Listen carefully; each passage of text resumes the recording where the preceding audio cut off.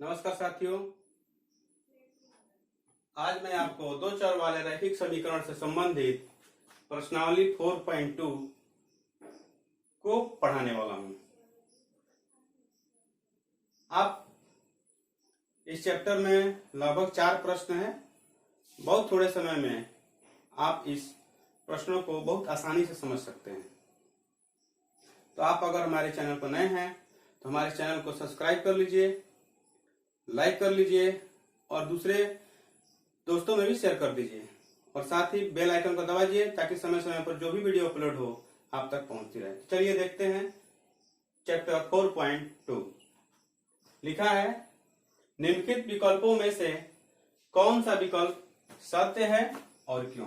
देखिए यहाँ पर एक समीकरण दिया है y = 3x + 5 और पूछ रहा है कि इसका जो हल है एक अद्वितीय हल है, केवल 2 हल है, अपरिमित रूप से अनेक हल हैं। तो इसका सही जवाब है अपरिमित रूप से अनेक हल हैं। तो जवाब तो हो गया कि अपरिमित रूप से अनेक हल हैं, लेकिन यहां पर लिखा है क्यों। इसका जवाब आपको समझना है। तो देखिए यहां पर एक इक्वेशन है, यानी समीकरण y = 3x + 5। अगर इसके साथ में एक दूसरा समीकरण होता, आप इस आगे का कक्षा 10 में पढ़ेंगे, तब आपको समझ में आएगा कि एक अद्वितीय हल है, कि केवल 2 हल हैं, कि अपरिमित रूप से अनेक हल हैं, कि शर्त क्या होती है। आपको यहाँ पर सिर्फ समझना है कि अगर एक इक्वेशन हो, यानी एक ही समीकरण हो, तो उसके अपरिमित रूप से अनेक हल होते हैं। और प्रश्न है क्यों, तो उसको मैं बताता हूं। जैसे यहाँ पर देखिए क्या लिखा है, समीकरण है, तो आप एक यहाँ पर टेबल बना लीजिए, ठीक, और यहाँ पे लिख दीजिए xy। यहाँ कई सारे कॉलम हो जाएंगे, आगे भी इस कॉलम को बढ़ाया जा सकता है, चाहे जितना मन करे उतना बढ़ाइए, ठीक है। अब जब आपका इक्वेशन है कि y = 3x + 5, ठीक है। अब आपको मन है कि x = मान लेते हैं कि x = 1 रखने पर, माना x = 1 रखने पर, तो अब अगर आप यहाँ पे 1 रख लेते हैं तो 3 × 1 और +5, तो क्या होगा 3 × 1 3, यानी मल्टीप्लाई होगा 3 होगा और +5, दोनों मिल कितना हो गया 8। यानी x यहाँ पे 1 रखते हैं तो y कितना आता है 8।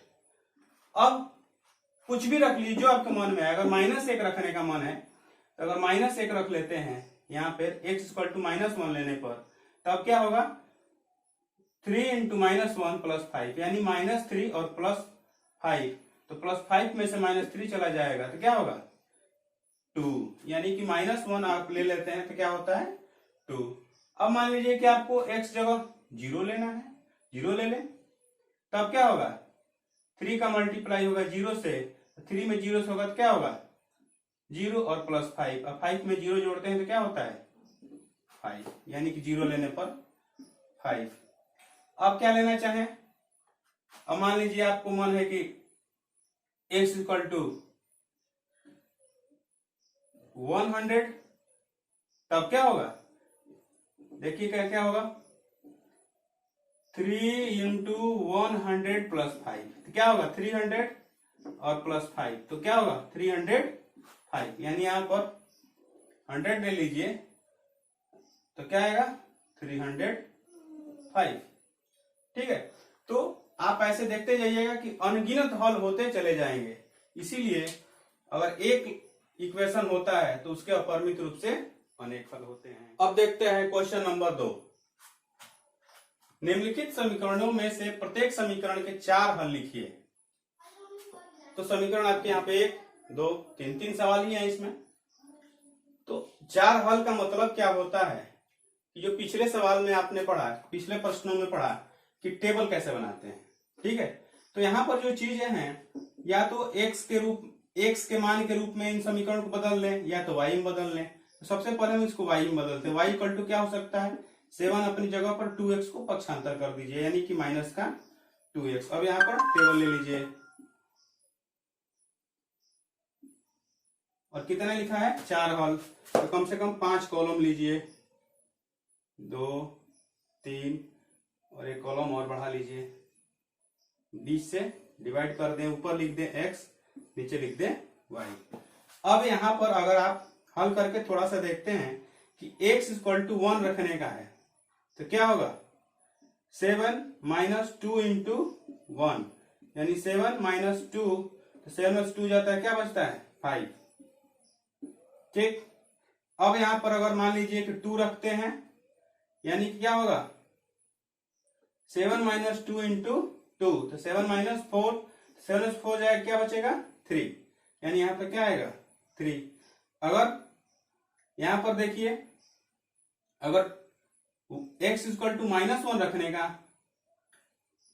मन है तो क्या रखेंगे, कैसे होगा 7 माइनस 2 इंटू -1, यानी कि -2 में -1 का मल्टीप्लाई होगा तो क्या होगा प्लस का 2, तो 7 में 2 मिलकर कितना होगा 9, यानी -1 रखने पर कितना हो जाएगा 9। और अगर x इक्वल टू 0 रख देते हैं तब क्या होगा 7 माइनस 2 इंटू 0, तो 7 माइनस 0 तो क्या होगा यहाँ पे 0 रखने पर 7। इसी प्रकार से क्वेश्चन नंबर 2 को देखते हैं।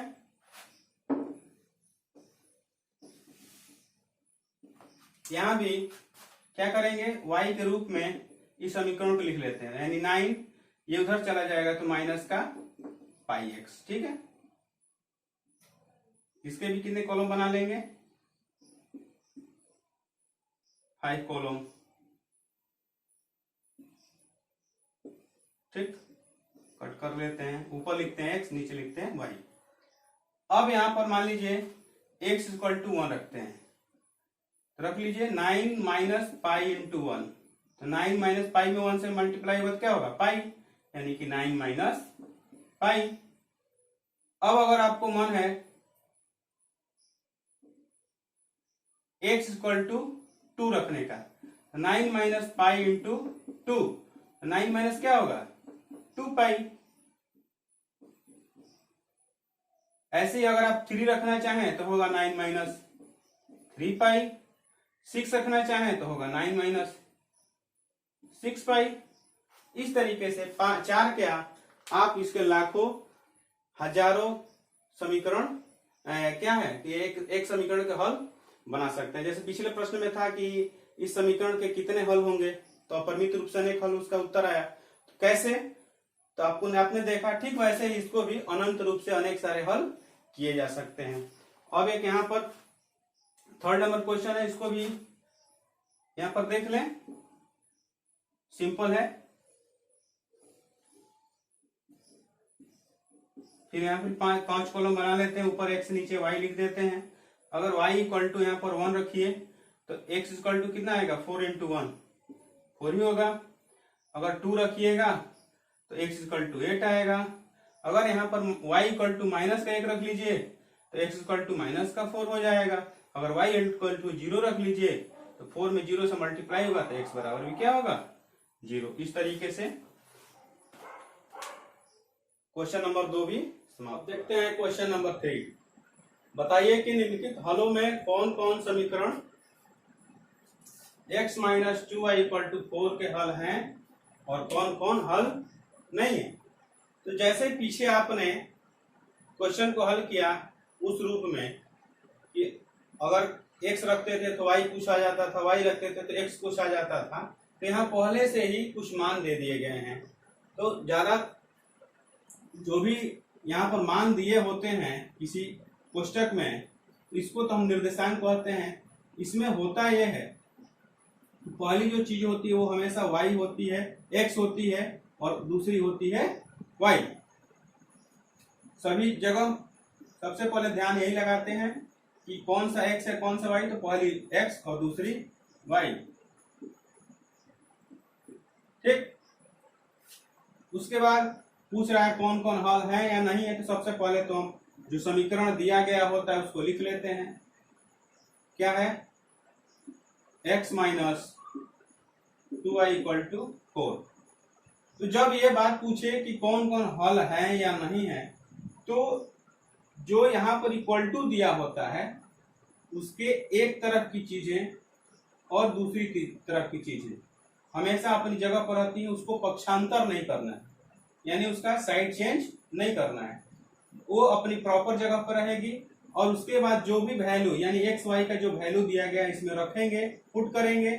उसके बाद अगर left hand side right hand side के इक्वल टू आ जाएगा, यानी बराबर हो जाएगा दायां पक्ष बायां पक्ष के, तो कहेंगे कि वह दिए गए समीकरण का हल है। और अगर नहीं बराबर होगा तो लिखे कहेंगे नहीं नहीं है। तो कैसे? तो सबसे पहले यहाँ पर देखिए एक्स जगह क्या है, यहाँ पे 0 और माइनस जगह -2 है। अगर 2y लिखा है तो बीच में मल्टीप्लाई का सिंबल छुपा हुआ होता है, यानी कि यहाँ पर गुणा का निशान, और y की जगह कितना है 2, और यहाँ पर इक्वल टू के नीचे इक्वल टू है 4, बिल्कुल सीधा लिखते हैं।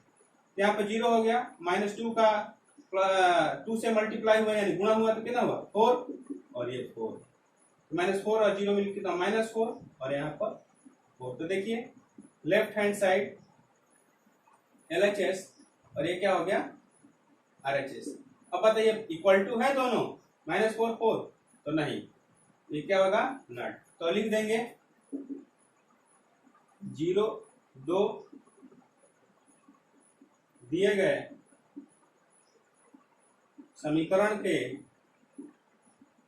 हल नहीं है। इसी प्रकार से क्वेश्चन 2 कर लीजिएगा। अब यहां देखते हैं क्वेश्चन नंबर 3, फिर वही इक्वेशन x - 2y = 4। एक जगह क्या रखेंगे 4, -2, 2 की जगह y की जगह क्या है 0 = 4। यहाँ क्या हो गया 4 और -2 का 0 से होगा तो 0, माइनस का 0, और ये क्या हो गया माइनस का 0, 4 में से 0 जाएगा 4 ही बचेगा, ये 4। देखिए तो यहाँ पर क्या हुआ LHS = हो गया RHS के। तो जब इक्वल टू हो गया तो क्या लिख देंगे 4 0 दिए गए समीकरण का एक हल है। ठीक है, इसी प्रकार से ये थोड़ा देख लेते हैं क्वेश्चन नंबर 4। फिर वही क्वेश्चन x - 2y = 4। अब यहाँ पर x = क्या है √2 और -2। यहाँ पर देखिए y = क्या लिखना पड़ेगा 4√2, और ये क्या होगा 4 √2 और 4 2 जा 8 और √2। देखिए तो यहाँ पर -8√2 है और यहाँ पर एक ही √2 है, तो क्या होगा -8 में से एक √2 चला जाएगा तो -7√2 = 4। यहाँ पर क्या हो गया LHS और RHS क्या आपस में बराबर हैं तो नहीं है, तो क्या हो जाएगा यहाँ पे √2 कोलन 4√2 दिए गए समीकरण का हल नहीं है। इस तरीके से आपने देखा कौन कौन हल है कौन कौन हल नहीं है। अब 5 नंबर क्वेश्चन भी, क्वेश्चन नंबर 4 इस चैप्टर का अंतिम क्वेश्चन क्या लिखा है, k का मान ज्ञात कीजिए जबकि x = 2 और y = 1। समीकरण 2x + 3y = k का एक हल है, यानी कि 2x + 3y और इक्वल टू जो भी हो उसको हल किया गया होगा तो x = 2 y = 1 आया होगा, उसको संतुष्ट कर रहा होगा। तो यहाँ पर k का मान पूछा है, तो करना कुछ नहीं है, सबसे पहले क्या करना है इक्वेशन को लिख देना है, और x की जगह क्या है 2 है ना, तो 2 इंटू x जगह क्या रख लेंगे 2, प्लस के नीचे प्लस, 3 के नीचे 3, और y की जगह क्या है 1 यानी कि 1 = k। तो 2 × 2 4 और 3 × 1 3 = k। तो 4 में 3 को ऐड करेंगे तो क्या होगा 7 = k। इसको सीधा लिख देते हैं तो k = 7, यही आपका क्या हो जाएगा k का वैल्यू हो जाएगा। और इस तरह से ये भी चैप्टर समाप्त हुआ। तो अगर आपको ये क्वेश्चन समझ आए हो तो आप मेरे चैनल को लाइक कर लीजिए, सब्सक्राइब कर लीजिए और दूसरे लोगों में भी शेयर कर दीजिए, ताकि समय समय पर जो भी वीडियो अपलोड हो उसकी सूचना आप तक पहुंचती रहे। धन्यवाद।